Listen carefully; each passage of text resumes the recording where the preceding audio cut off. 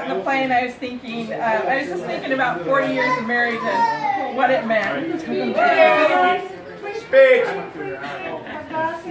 So I likened it to, I was thinking a good marriage is like a good meal, like a 7-course meal. And I started equating parts of the 7-course meal to our life.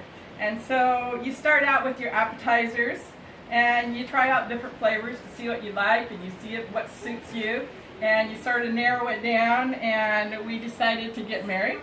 And that came up with the soups part of your meal. And you make your commitment to your meal and your marriage by starting out with the soup, and everything is hot. We got married on July 23rd at 2 o'clock, 105 degrees in the shade. And what's hot? No air conditioning in the church. Yeah. Long sleeve wedding dress. Big mistake. We were cooking. And Steve got hot under the collar and couldn't hardly speak halfway through the ceremony, so there was this big silence in the middle of the ceremony besides. So when he realized he was getting married and what that really meant.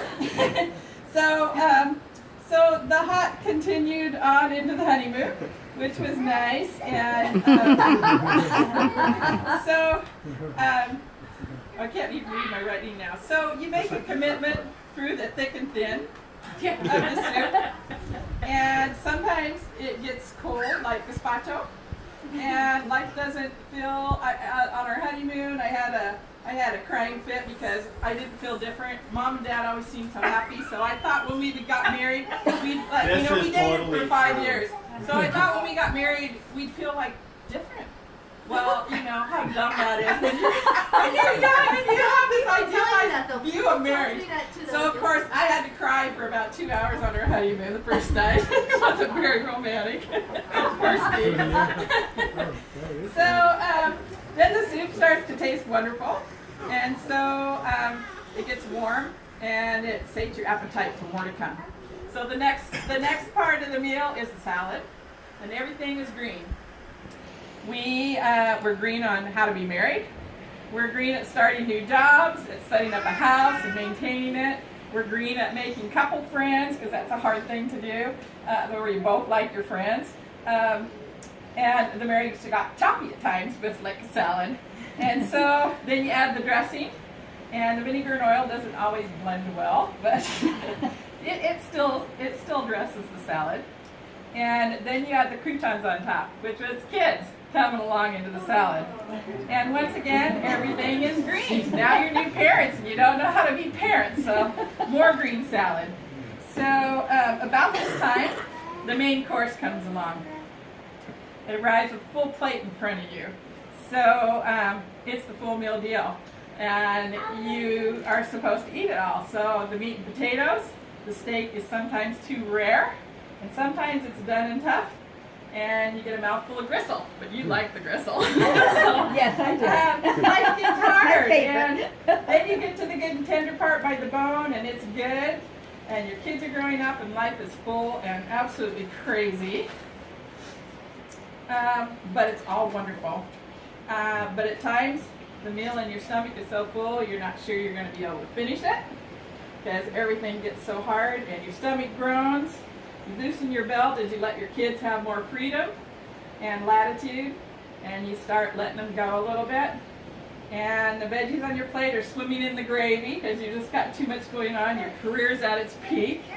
You feel like you can't eat anymore, and yet you do. And you keep cramming more in until you think you will burst. And the flavors explode, but it's all wonderful. So you keep it together. And then, sorry, my scribbling is.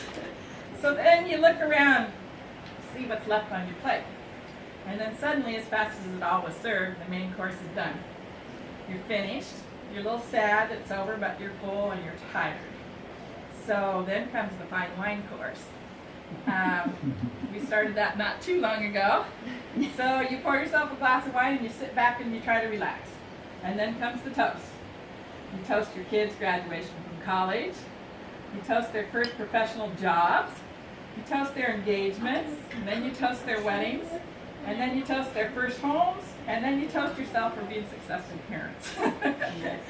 And then you toast your retirement. Almost. And So we kind of went backwards on that a little bit. You toast your freedom, and you start to remember what you were like when you were a young couple. Then comes dessert. And we're in the dessert stage. Grandkids come along. So you savor the sweetness of life, and you savor the blessings that God's given to you. And we have been truly blessed. We have the best family ever. So the last course in the dinner will be the nightcap. We're not there yet, so hopefully we make it. But 40 years has been really good. So I just want to say a toast to the important F words, and they are faith, family, friends, fortune, fun, and fink.